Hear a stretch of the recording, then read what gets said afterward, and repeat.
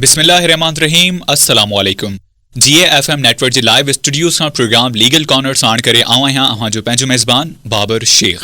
असांजे अॼु जे legal corner programme में असांजो अॼु जो टॉपिक आहे FIR first step towards justice. इन टॉपिक ते ॻाल्हाइण लाइ असां सां गॾु स्टूडियोज़ में एडवोकेट शहबाज़ हफ़ीज़ साहब मौजूदु आहिनि, जिनखे अव्हां बहितर तरीक़े सां सुञाणींदा हूंदो, न सिर्फ़ु सुञाणींदा हूंदो बल्कि तव्हां बाक़ाइदा तौर ते हिन प्रोग्राम जो इंतज़ार बि कंदा आहियो जेके अव्हां जा मूं ताईं फीडबैक्स पहुचंदा आहिनि।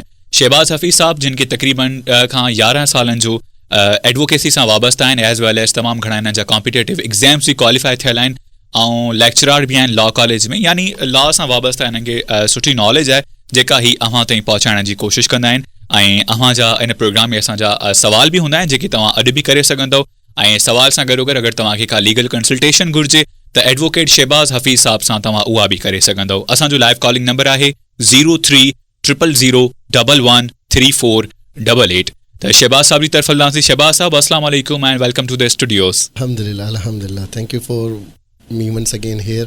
Yes sir, you're welcome always. Thank you very much. Shahbaz साहब जी अॼु जो असांजो टॉपिक आहे FIR फर्स्ट इंफॉर्मेशन रिपोर्ट। हाँ प्लीज़ ॿुधाईंदा त इहा जेका FIR आहे इहा आहे छा, हिन जी लीगल डेफिनेशन कीअं थींदी? Babar, first information report for FIR. F for first, I for information, R for report. It is a kind of narrative को कोई भी कंहिं भी इंसिडेंट जो कोई भी कंप्लेनेंट को नैरेटिव ॿुधायो थो पियो त मां हे इंसिडेंट हीअं थींदे ॾिठो आहे, या हे ऑफेंस मां हीअं थींदे ॾिठो आहे, या कोई बि ॾोह या जुर्म मां हिन पर्टिकुलर सिचुएशन ऐं कंडीशन में थींदे ॾिठो आहे। उन इंफॉर्मेशन खे असां चवंदा आहियूं फर्स्ट इंफॉर्मेशन रिपोर्ट। जेको हुन ॾिठो उहो ई नैरेटिव हुन पुलिस खे ॿुधायो। ठीकु आहे। ऐं सर FIR जीअं तव्हां ॿुधाई त फर्स्ट इंफॉर्मेशन रिपोर्ट ऐं ईअं ई साॻी हिकिड़ी NC बि हूंदी आहे, त इन ॿिन्हिनि में कीअं अव्हां डिफरेंशिएट कंदा? FIR basically is related to cognizable offence. Cognizable offence उहे ऑफेंसिस हूंदा आहिनि जेके क्रिमिनल प्रोसीजर कोड जे शेड्यूल नंबर 2 में डिफाइन थियल आहिनि, जंहिंमें police without the permission of the magistrate can arrest an person. कंहिं बि माण्हू खे अरेस्ट करे सघे थी, परमिशन वठण जी ज़रूरत न आहे हुन में।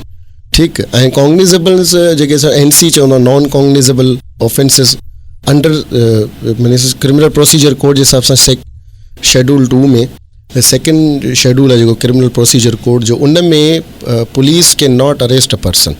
कंहिं बि माण्हूअ खे without the permission, without the warrant, without the ईअं सम्झो मैजिस्ट्रेट जे बग़ैर इजाज़त जे कंहिं बि माण्हूअ खे अरेस्ट नथी करे सघे।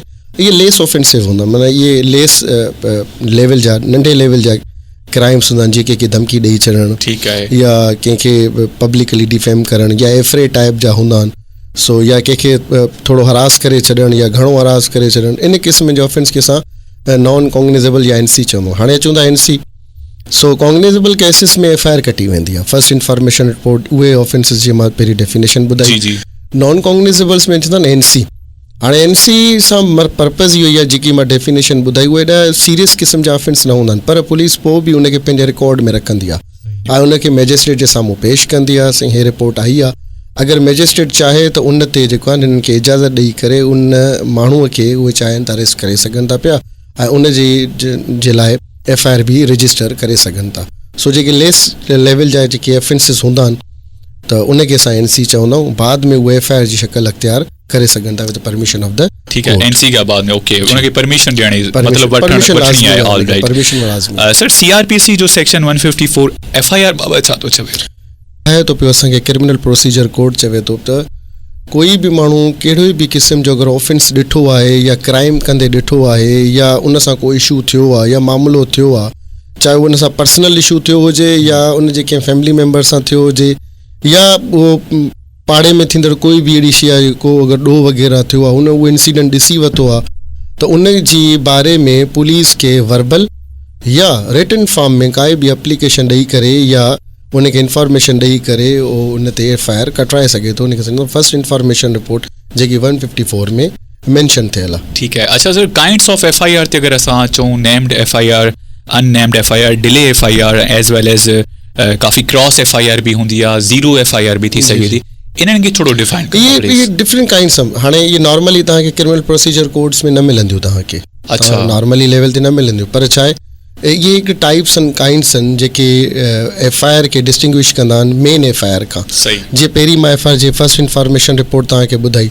त हिन में जेको तव्हां लफ़्ज़ इस्तेमालु कयो नेम्ड FIR. ऐं नेम्ड FIR जो मक़सदु इहो आहे त अक्यूज़ पर्सन जा जेके नाला आहिनि कंप्लेन एंड अक्यूज़ पर्सन जा नाला ॿुधाए थो पियो त बाबा हिननि असां सां इहो ॾोहो कयो आहे, हिननि असां सां इहो जेको जुर्म कयो आहे. ॿियो आहे अननेम्ड, जेको तव्हां ॿियो नालो अननेम्ड FIR. इनखे चइबो आहे नामालूम अफ़राद. ठीकु आहे. ॾोहो त थियो, जुर्म त थियो, पर कयो कंहिं माण्हू जेको मतिलबु बाए फेस सुञाणे वेंदासीं. अॼु या सुभाणे जॾहिं की बि अगरि आइडेंटिफिकेशन परेड थींदी अंडर कानूनी शहादत, माण्हू त असां बाए फेस सुञाणे वेंदासीं पर माण्हू जा नाला ख़बर न, उनखे चइबो नामालूम अफ़राद. त ॾोहो थियो जहिड़े बि तरीक़े सां थियो या ॾिठो वियो, माण्हू जी ख़बर न आहे कंहिं कयो आहे, छा कयो आहे, कहिड़े कयो आहे, या ॿुधियो कंहिंखां इंफॉर्मेशन ॿुधी साईं असां वियासीं इंसिडेंट ते वियासीं, हे मामिलो थियो, कंहिंखे क़तल करे छॾियो पर असांखे माण्हू जी ख़बर न आहे कहिड़ा माण्हू हुया. तव्हां जेको पुछो पिया त डिले FIR. हाणे डिले FIR जो सीन इहे रीज़न्स ईअं हूंदा आहिनि बाबर की इंसिडेंट थी चुको आहे. जीअं अमूमन ॻोठनि में अगरि तव्हां ॾिसंदो या शहरनि में अगरि तव्हां ॾिसंदो त माण्हू कनेक्टेड आहिनि हिक ॿिए सां ॾाढो. सपोज़ कंहिंजे घर में चोरी थी वञे या कोई कंहिंखे हिकिड़ो सॻी क़िस्म जी इंजरी ॾेई थो छॾे या कंहिंजो मथो फाड़े थो छॾे त माण्हू छा कंदा आहिनि त हाली वेट कंदा आहिनि, या पाण में असां सेटल्ड थी वञूं या फैमिली मेम्बर्स पाण में ठही वञूं या पाड़े वारा पाण में ठही, ईअं ॻोठनि जे हिसाब सां खून बि थी वेंदा आहिनि, क़तल बि थी वेंदा आहिनि, माण्हुनि खे अगवा बि करे छॾंदा आहिनि. या पोइ बाद में अगरि मिसाल को चोरी थी वञे या कंहिंजी मेंह खणी विया या कंहिंजो सामान खणी विया, सो इन हिसाब सां वेट कंदा आहिनि. डिले थींदी आहे. डिले छाजे करे में बि मथां ॻाल्हियूं सेटलमेंट ते हली वञनि, पर उनजो अगरि को खड़तेल न निकिरंदो आहे या उनजो कोई बि आउटकम या रिज़ल्ट न निकिरंदो आहे त देन छा कंदा आहिनि त उनखे असां FIR रजिस्टर कराईंदा आहियूं, उनखे डिले FIR. देन आहे तव्हांजो काउंटर FIR. माना वर्जन 2 आहिनि. हिकु माण्हू पंहिंजे पॉइंट ऑफ व्यू सां FIR थो ॿुधाए. सपोज़ कंप्लेनेंट पंहिंजे पॉइंट ऑफ व्यू सां FIR जो वर्जन ॿुधायो. इन जे काउंटर में जंहिंखे अक्यूज़ पर्सन आहे उहो पंहिंजे वर्जन जी FIR थो ॿुधाए. सो उन ॿिनि वर्जन खे असां चवंदा आहियूं काउंटर FIR जे मथां ॿी FIR कराइण. ठीकु. ऐं ज़ीरो FIR ते अगरि असां ज़ीरो FIR बाबर से काइंड्स ऑफ उहे ऑफेंसिस, सपोज़ कंहिं मीडिया ते वेही करे TV ते वेही करे पब्लिकली ॻाल्हाए छॾियो, कंहिं बि पर्सनैलिटी खे या कंहिं बि अहिड़ी शइ ते ॻाल्हाए छॾियो, त हाली उन जुर्म खे ईअं सम्झो त उनजी कोई बि जेकी इंफॉर्मेशन आहे पहिरीं जेको अगरि ऑफेंस थियो आहे, ॾोह थियो आहे, या उहो जेको माण्हू विक्टिम थियो आहे या जेको अक्यूज़ पर्सन आहे या जंहिं उहो ज़ुल्म कयो आहे, उनखे माने सम्झो हथीको करण जे लाइ या उनखे स्केप न थियण जे लाइ त तव्हां कहिड़े बि जॻह ते वञी करे FIR कटाए सघो था. देन उन इन्वेस्टिगेशन थींदी, देन पुलिस छा कंदी, उन कंसर्न हद वटि कंसर्न जुरिस्डिक्शन में वञी करे उन FIR खे ट्रांसफ़र करे छॾंदी. सो इहा कहिड़े बि हद में FIR कटिजी सघे थी कंहिं बि पर्टिकुलर जुर्म में ॾोह जे लाइ. सपोज़ चाहे उहो पब्लिकली थिए या थोरो मीडिया थिए, कंहिं माण्हू ॾिसी वरितो आहे तुंहिंजी FIR कटाए सघे थो पियो. ज़ीरो FIR मक़सदु आहे तुंहिंजो नंबर न हूंदो आहे. ठीकु आहे. पर जंहिं हद में वेंदी उहो ई उनखे नंबर ॾेई छॾ करे सघे थो. ठीकु आहे. FIR जी असां टाइप्स ते हुयासीं, तव्हां ॿुधाया named, unnamed, zero FIR, counter FIR as well. हाणे असां अचूं पिया त FIR दाख़िल कराइण जो प्रोसेस छा आहे. तव्हां कंप्लेनेंट थी करे पुलिस खे काई बि इंसिडेंट जी फर्स्ट इंफॉर्मेशन रिपोर्ट ॾेई सघो था, जेके असां the narrative of the complainant चवंदा आहियूं. ठीकु आहे. अगरि हुन जीअं हुन सां बीती उहा ई हुनखे पुलिस खे ॿुधाइणी आहे. पुलिस खे बि एग्ज़ैक्ट उहे ई लफ़्ज़ रिपोर्ट करे पंहिंजे जेको आहे न रजिस्टर्ड में उनखे FIR खे दाख़िल करिणो आहे. डिटो सेम टू सेम, लफ़्ज़ टू लफ़्ज़. अगरि पुलिस FIR दाख़िल नथी करे, सवाल इहो आहे त पुलिस दाख़िल नथी करे त पोइ छा कजे. हाणे रिसेंटली हिकिड़ी अमेंडमेंट आई क्रिमिनल प्रोसीजर कोड जी, त अगरि मिसाल कोई बि पुलिस वारो तव्हांजी FIR नथो कटे ऐं जॾहिं त ऑफेंस तव्हांजो कॉग्निजेबल ऑफेंस आहे, ॿुधण जोॻो तव्हांजो ऑफेंस आहे, त पोइ magistrate has got the power. Magistrate खे हाणे पावर ॾिना विया आहिनि त अगरि कंहिं बि जुरिस्डिक्शन में कोई बि माण्हू अगरि वर्बली या रिटन फॉर्म में तव्हां ॾे कोई बि कंप्लेन खणी थो अचे, now you have power to register the FIR. Then अगरि सपोज़ उनखां पोइ बि अगरि तव्हां FIR नथी कटिजे या तव्हांखे कहिड़े बि क़िस्म जो जवाबु मिले थो सपोज़, त पोइ तव्हां वटि 22A जो अख़्तियार आहे, criminal procedure code under section 22A, जंहिंमें सेशन जज खे अख़्तियार आहिनि एज़ एडमिनिस्ट्रेटिव पावर आहिनि कि उहो कोई बि इंसिडेंट जी FIR कटे सघे थो, बशर्ते इहे त अगरि उहो ऑफेंस कॉग्निजेबल हुजे त ऑर्डर कराए उहो FIR कटाए सघे थो पियो. ऐं उनखां अलावा पहिरियों ई प्रोसीजर इहो आहे त तव्हां पहिरीं फुर्सत में पुलिस थाणे ते वञी करे पंहिंजी FIR कटाए. FIR खां पोइ पुलिस जो इहो आहे they have to start the investigation. Investigation in सवाल ते मां हाणे अचण वारो हुउसि FIR थी वञे त बसि पोइ इन्वेस्टिगेशन छा कंहिं ते FIR थी वञे थी त छा उहो ॾोहारी साबित थो थी वञे?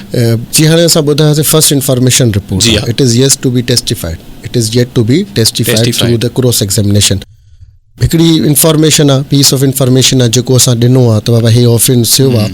उन ऑफेंस में इन्वेस्टिगेशन स्टार्ट थींदी, मटीरियल कलेक्ट थींदो. अगरि उन ऑफेंस जे दौरान कोई बि अगरि अहिड़ो वेपन आला इस्तेमालु कयो वियो आहे उहो असांखे सर्च कंदा.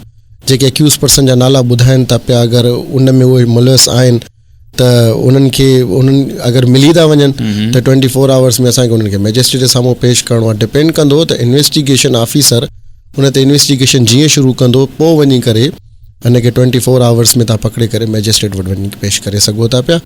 सो हिन खे FIR जी जेकी कंटेंट आहे हुन खे अञा इन क्रॉस एग्ज़ामिनेशन अञा वेरीफाई करिणो हूंदो कि वाकई हिन में जेको पीस ऑफ इंफॉर्मेशन ॾिनो वियो आहे छा वाकई सही आहे या न आहे, या जेको एविडेंस असां कलेक्ट कयो आहे छा उन सां गॾु उहो मैच करे थो या नथो करे. अगरि कंहिंजे मथां थी आहे FIR त उन सभ खां पहिरियों उनखे परेशान थियण जी ज़रूरत न हुजे.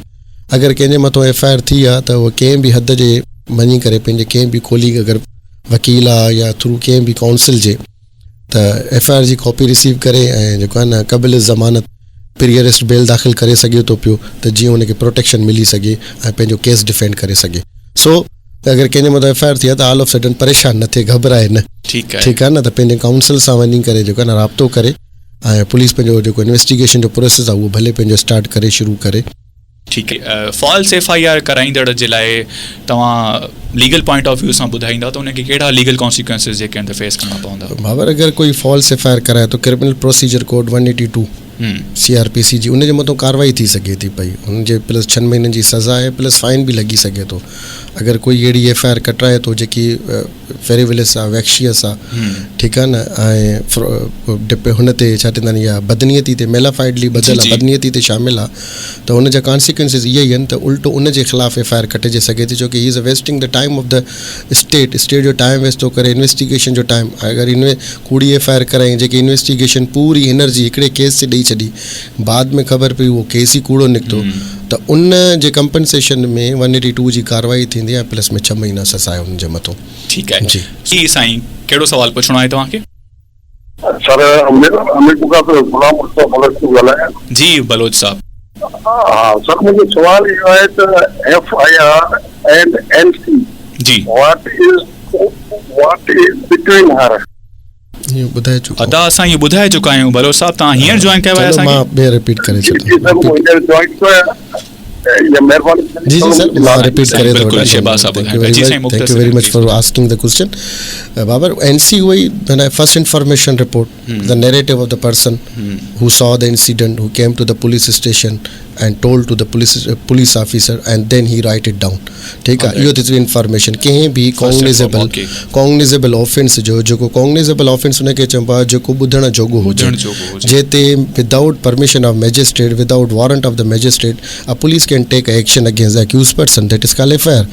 नॉन कॉग्निजेबल ऑफेंस जीअं फिर असां रिपीट कयोसीं अर्ली टाइम्स में, शुरूआती टाइम में रिपीट कयोसीं, त उहे ऑफेंसिस जेके लेस हीनियस हुजनि, जिन जा माना जंहिंजी इंटेंसिटी तमामु घटि हुजे, सपोज धमकी वारा थी विया या मार कुट वारा थी, हल्का फुल्का डिस्प्यूट थी विया, इहे नॉन कॉग्निजेबल ऑफेंसिस आहिनि.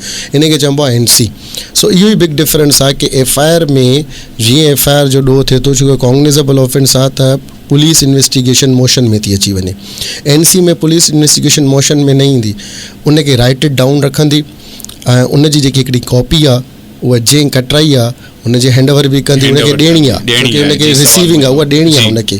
ठीकु आहे. जीअं अगरि कल्ह को अगरि पुलिस को एक्शन नथी खणे त हुनखे त कुझु पंहिंजे हथ में हुजे न, त जेको अॻिते हली करे कंहिं डिस्ट्रिक्ट जज खे, डिस्ट्रिक्ट न सेशन जज खे अॻिते हली करे कुझु प्रूफ त ॾेखारे सघे सर असां NC कटराए चुका, पर त कोई एक्शन न आहे, की पंहिंजे हाई ऑफिशियल SSP वटि कंप्लेन करण जे टाइम ॾेखारे त सघे न असां वटि साईं NC कटियल आहे, पर हिन वक़्तु असांजो को हुन ते को एक्शन न थियो आहे. सो NC जो मक़सदु इहो न नॉन कॉग्निजेबल ऑफेंसिस, न ॿुधण जोॻा, नॉन मीन्स न कॉग्निजेबल ॿुधण जोॻा, न ॿुधण जोॻा ऑफेंसिस खे NC चइबो आहे. हा, इन में पुलिस इन्हनि खे रखंदी, नोट डाउन कंदी, राइट डाउन कंदी, इहा मैजिस्ट्रेट वटि सॼियूं कॉपी पेश थींदियूं, पोइ मैजिस्ट्रेट ई इजाज़त ॾींदो त इन्हनि जे मथां तव्हांखे पंहिंजो FIR कटणु खपे या इन ते इन्वेस्टिगेशन स्टार्ट करणु खपे, या जंहिं ॾोह कयो आहे अक्यूज़ पर्सन छा उनखे ॿधणु खपिजे या न ॿधणु खपे। एजुकेशन सिस्टम में लॉ खे मां चवंदो हाणे पंहिंजे लेवल ते जॾहिं खां मां वकालत खे जॉइन कयो, मां इन शइ जो हिकिड़ो फ्लॉ माना हिकिड़ो गैप फील कंदो आहियां कि असांजे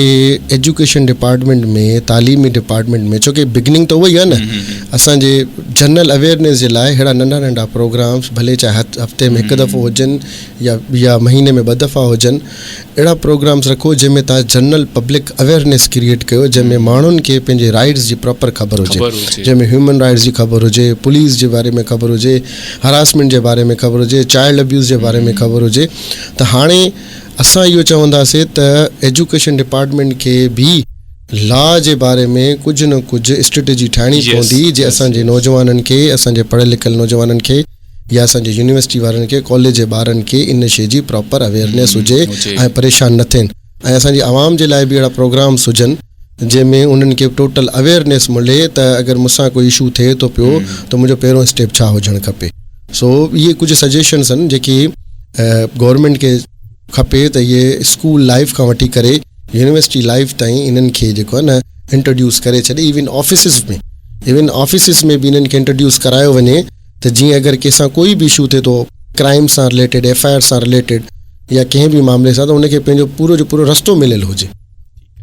सो शहबाज साहब, लास्ट में तव्हां पैगाम बि ॾेई चुका, सजेशन बि ॾेई चुका, असांजा लिसनर जेके आहिनि त ॿुधनि था पिया, तव्हांजी वॾी महिरबानी, थैंकफुल आहियूं। ॿी का शइ तव्हां सम्झो पिया FIR जे लाइ तव्हां असांजे साम्हूं खे ॿुधाइण? मां इहो ई चवंदुमि त अगरि तव्हांजे मथां FIR कटिजी वई आहे त सभ खां पहिरियों don't need to be panic, परेशान न थियो। ठीकु आहे, तव्हां पंहिंजे कंहिं बि हिकिड़े कंसर्न दोस्त खे कॉल कयो, अगरि दोस्त नाहे कंहिं बि वकील वटि वञो जेको बि तव्हांजी लोकेलिटी में हुजे, ऐं पुलिस, छोकी FIR is a public document, तव्हां पंहिंजे काउंसिल जे थ्रू या काउंसिल खे तव्हां मोकिले छॾो त उहो पंहिंजी जेको आहे न FIR कॉपी चाहे उहो पुलिस खां बि रिसीव करे सघनि था, जंहिं कोर्ट में वई आहे उते बि को रिसीव करे, उतो रिसीव करण खां पोइ पंहिंजे लाइ प्री अरेस्ट बेल दाख़िल कराए छॾनि त जीअं हुननि खे पुलिस खां प्रोटेक्शन मिले ऐं पंहिंजे केस खे डिफेंड करे सघनि। सो FIR ॿुधी करे पैनिक न थियो, असांजा अमूमन माण्हू पैनिक थी वेंदा आहिनि। उन्हनि खे पैगाम ॾियो जंहिंजी FIR नथी कई वञे, अगरि जंहिंजी FIR नथी थिए त मां हिकिड़ो इहो ई सजेशन ॾींदुमि त तव्हां उन हद जे SP साहब वटि कंप्लेंट कयो ऐं उहा कंप्लेंट जी रिसीविंग वठी करे तव्हां कोशिशि कयो त अगरि नथी थिए FIR नथी त कंप्लेंट जी रिसीविंग वठी करे तव्हां कंहिं बि हद जे सेशन जज वटि वञी करे तव्हां पंहिंजी in the form of under section 22A ऐं 22B जे थ्रू तव्हां पंहिंजी लॉजमेंट ऑफ FIR दाख़िल कराए सघो था पिया कोर्ट में। ठीकु आहे शहबाज साहब, thank you so much. Thank you very much. So listeners, बिल्कुलु प्रोग्राम लीगल कॉर्नर जो वक़्तु बि पंहिंजी पुॼाणी ते पहुतो। शहबाज हफ़ीज़ साहब सां डिस्कस थी अबाउट द टॉपिक FIR। अवांजा कुझु सवाल, बल्कि इलाही सवाल रहिजी विया आहिनि। स्क्रीन ते काफ़ी सारा अवांजा व्हाट्सअप जा मैसेजिस आहिनि जेके मां ॾिसां पियो, पर माज़रत खां आहियां, टाइम जी कमी जी वजह सां शामिल कोन थो करे सघां। सो लिसनर्स, बिल्कुलु प्रोग्राम जो वक़्तु पंहिंजी पुॼाणी ते पहुतो। अॻिले प्रोग्राम ताईं पंहिंजे मेज़बान बाबर शेख ऐं असांजे महिमान एडवोकेट शहबाज हफ़ीज़ साहब खे ॾींदा इजाज़त। सदाईं गॾु, अला हाफ़िज़ ऐं ज़िंदगी बख़ैर।